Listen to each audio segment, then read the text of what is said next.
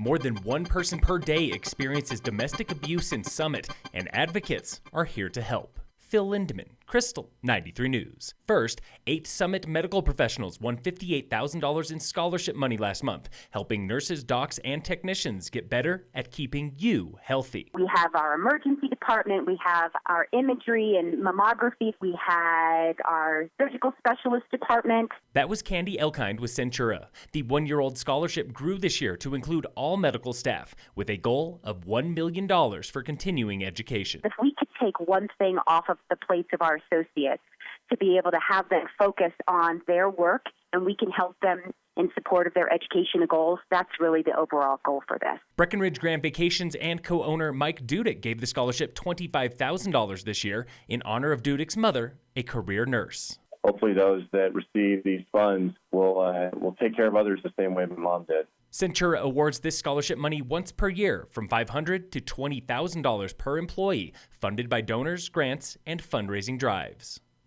Exactly 30 days from now is opening day at Breckenridge Resort, and if you haven't been to Peak 8 since last season, you won't even recognize it. Dudek with BGV. We are transforming the base arrival experience for Peak 8. BGV is putting final touches on the Grand Lodge at Peak 8, a multi-million-dollar timeshare project that now engulfs the top gondola terminal. There's a new ice skating rink, ticket office, ski school headquarters, and escalators. Expect a grand opening next month.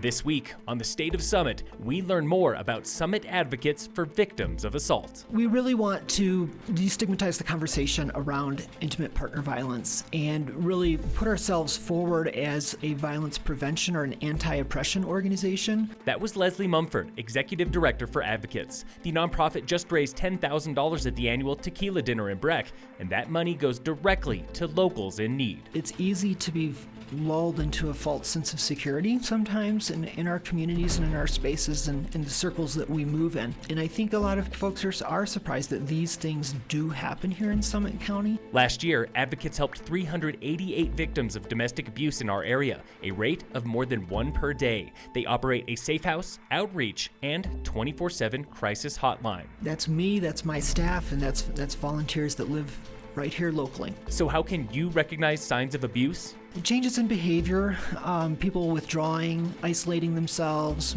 missing scheduled appointments and those kinds of things. Tune in again next Wednesday for a look at the local workforce and what locals make with the State of Summit on Krystal 93.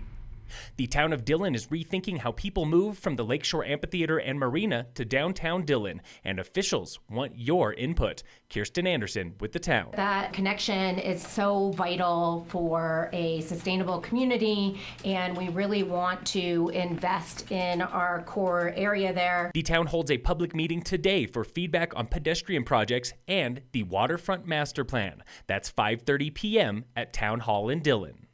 There's an open house today at the Red, White, and Blue Fire Station on Main Street, Breckenridge, with soup, games, a fire safety inflatable, and more. The open house is starting right now until 6:30 this afternoon at the fire station on Main Street across from Northside Pizza.